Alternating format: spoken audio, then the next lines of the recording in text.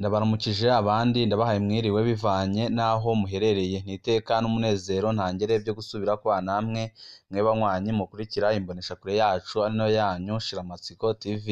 Imboneshakure imwe rudende dushikiriza inkuru n'ibiganiro utaronka ahandi. Uyu ni umwanya w'amakuru agezweko ari kuvugwa ngaha mu gihugu c'Uburundi, ariko nimunkundire mbashikirize ingingo nkuru nkuru amakuru yacu aza gushamikirako. Turaza kubabwira ko mw'ishamba rya Kibira hateye abaroberi, none abanyagihugu bakaba batekewe n'ubwoba kubera ibintu bari kumva biriko birabera mw'ishamba rya Kibira. Turaza kubashikiriza mw'idonido ry'aya makuru. Turaza no kubabwira kandi ko mu bakozi ba leta harimwo imyidogo ikomeye cane irebana n'ingingo yafashwe n'umushikiranganji w'amagara y'abantu isaba abakozi ba leta bakwije imyaka 60 guhita baja mu karuhuko, ariko ivyo bigakorwa bidakurikijwe amategeko. Navyo nyene muraza kuvyumva mw'idonido ry'aya makuru yacu twabateguriye. Turaza no kubabwira kandi ko kuva mu mwaka wa 2005 gushika ubu ngubu igihugu kikiri ku rutonde rw'ibihugu bisinzikajwe n'igiturire kw'isi. Gaburiyeri Rufyiri arongoye Orukomo ishirahamwe rijejwe kurwanya ibiturire ngaha mu gihugu c'Uburundi, akabona ko kuva mu mwaka wa 2005 CNDD-FDD yatangura kurongora igihugu c'Uburundi igiturire cyagomeje kwiyongera cane, kandi ivyo byose bikaba bikorwa na bamwe mu bategetsi bahambaye cane b'umugambwe ku butegetsi CNDD-FDD. Ivyo byose navyo muraza kubikurikira muri ano makuru twabateguriye, wipfuza kuzaja mu mbere bashikirwa n'inkuru n'ibiganiro bene nk'ibi. Niba utaravyonda kuri sabone canke subscribe, aka niko karyo keza ko guvyondaho kugira ngo ko dushikijeho amakuru n'ibiganiro bene nk'ibi uje uba uwa mbere mu gushikirwa navyo. Mu Burundi igihugu kiracyari ku rutonde rw'ibihugu bisinzikajwe n'igiturire kw'isi. Hahimbajwe umunsi wahariwe kurwanya igiturire muri Afrika kuri uyu wa 11 Mukakaro 2023. Nta ntambwe ziboneka ziraterwa ku bwa Orukomo, ishirahamwe ryishinze kurwanya igiturire no gusesagura amatungo ya leta. Mu Burundi inzego za leta zitegerezwa kumenya ingaruka mbi z'igiturire hanyuma zifate ingingo zikenewe kugira ngo zikigwanye, niko byatangajwe n'urongoye iryo shirahamwe rya kera rijejwe kurwanya igiturire mu Burundi. Mu kiganiro yahaye amenyeshamakuru kuri uyu wa kabiri mu gisagara c'ubudandaji Bujumbura, umukuru w'iryo shirahamwe rigwanya igiturire no gusesagura amatungo ya leta Orukomo yamenyesheje ko Burundi bubandanya bumanuka kuva muri 2005 nubwo haheze imyaka 20 leta y'u Burundi ishize umukono ku masezerano yo kurwanya igiturire. Ibihugu 40 muri Afrika nivyo byateye umukono ku masezerano yo kurwanya ibiturire y'i Maputo nyine Mozambique. Gaburiyeri Rufyiri avuga ko umusaruro utari mwiza mu Burundi cane kuva mu mwaka wa 2005 umwaka CNDD-FDD ishika ku butegetsi gushika uyu munsi nyine. Uburundi bubandanya gusubira inyuma kubw'ibimenyetso bya Transparency International. Muri 2005 Uburundi bwari mu kibanza c'130 ku bihugu hafi 167 n'amanota 23 kw'ijana. Muri 2022 igihugu cari mu kibanza c'171 n'amanota 17 kw'ijana. Niko yatangaje nyine, akagaragaza umubabaro ukomeye cane. Ubw'urongoye Orukomo amabi ategekanywa n'amasezerano ya Afrika yo kurwanya igiturire yarabaye aya minsi yose muri Afrika. Novuga nko gutunga byihuse ariko kandi no konona amafaranga. Dusaba abajejwe intwaro kubahiriza amategeko kugira ngo barwanye igiturire. Niko nyine avuga, akabivugana umubabaro ukomeye cane. Ingaruka z'igiturire ku bwa Gaburiyeri Rufyiri ni nyinshi. Akajagari mu gihugu, ukwikunda ku bakozi ba leta, ibyo bigaca bibangamira iterambere ry'ubutunzi. Ubw'uwo munyamashirahamwe atagihindutse hazobaho umwiheburo mu runganwe rw'akazoza. Mu gihugu ibimenyeshamakuru bitarekuriwe kuronka amakuru yose anyegeje ibiturire nk'uko byavuzwe na Orukomo. Twasaba ko haba umuco kw'ikoreshwa ry'amatungo ya leta, niko bibonwa n'umukuru w'iryo shirahamwe. Ikiboneka ku bwa Rufyiri ni uko igiturire gisinzikaje abanyafrika muri rusange n'Uburundi budasigaye inyuma, ari naco gituma bikenewe ko hasubirwamwo ibice bimwe bimwe by'igihugu. Kubwiwe ni ngombwa guha akazi abategetsi bafise ubuntu, gusubiramwo itangwa ry'amasoko ya leta ndetse n'ibindi byinshi bitandukanye. Uburundi na Congo na Sudani y'Epfo ni ibihugu bitatu bigize uruhome rw'ubutunzi muri EAC, bikaba biri mu bihugu 10 bivugwamwo ibiturire gusumbya ibindi kw'isi. U Rwanda ruri ku rutonde rw'ibihugu vyigenza neza kubw'icegeranyo ca Transparency International. Kubw'umurwi w'ishirahamwe mpuzamakungu ONU uraba ubutunzi muri Afrika, ibiturire bituma umugabane wa Afrika utakaza miliyaridi 148 y'amadolari ku mwaka. Igihugu kivugwamwo ibiturire gusumba ibindi kw'isi kiri muri Afrika ni Somalia.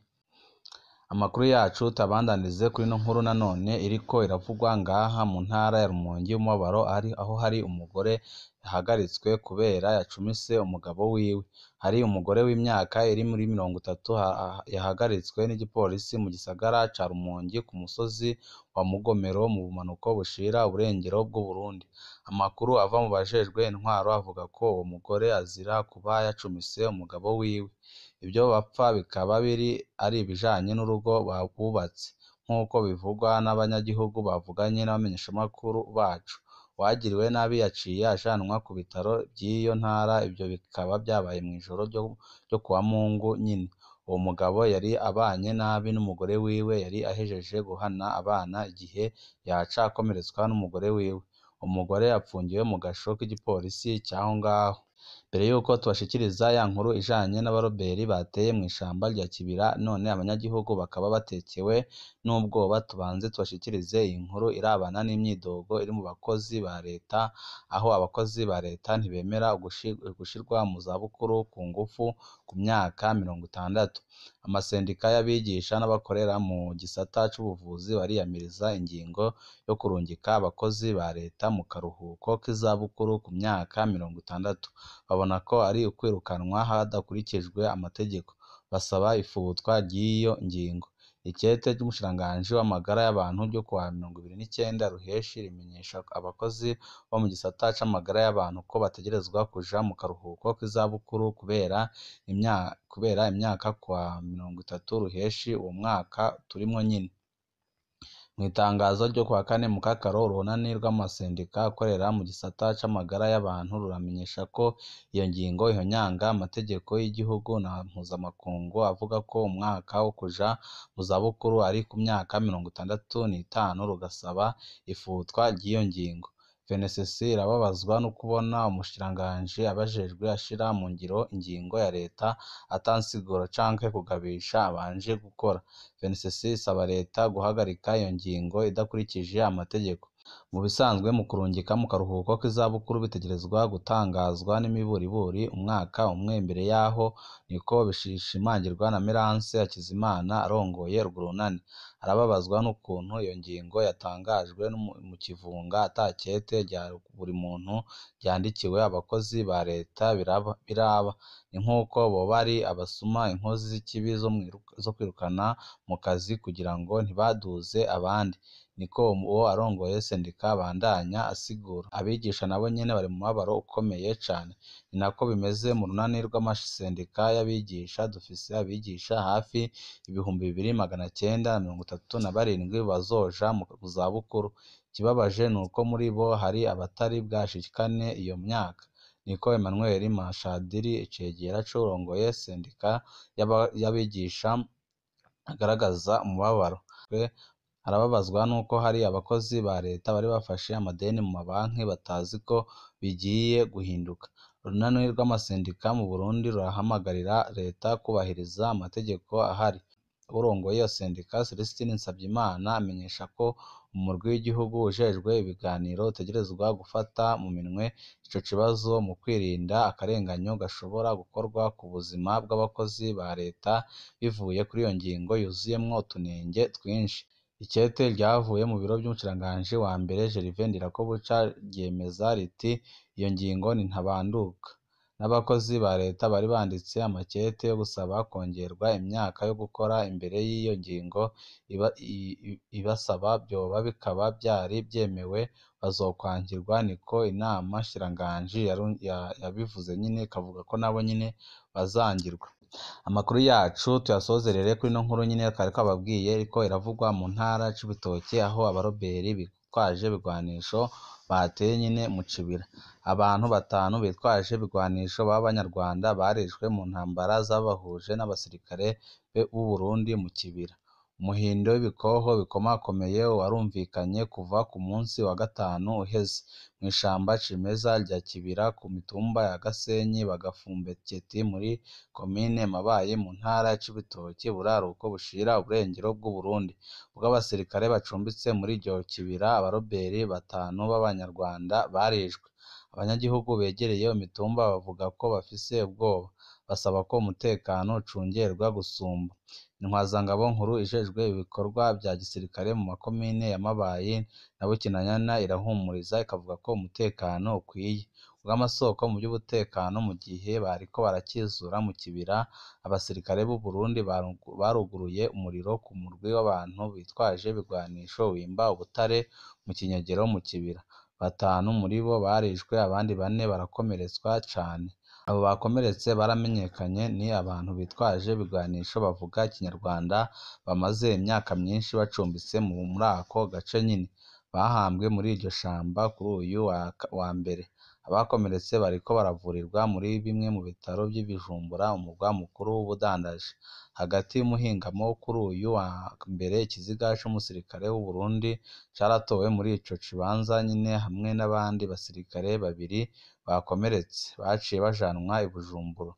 Amakuru twakuye muri ako karere avuga ko uwo murwi wihaye kwimba inzahabu mu kinyegero no kudandaza imbaho zivuye mu biti vyo muri iryo shamba. Ivyo bikoho vyasiranye vyarateye ubwoba abanyagihugu baba ku nkengera ya Kibira. Ni nyuma y'aho umurwi witwaje ibigwanisho w'u Rwanda wa FNL uvugiwe ko uri muri iryo shamba inyuma y'amezi arenga 4 y'agahengwe. Amasoko yaho nyine aramenyesha ko umurwi usa n'uwuriko uritegurira kugira ngo utere u Rwanda.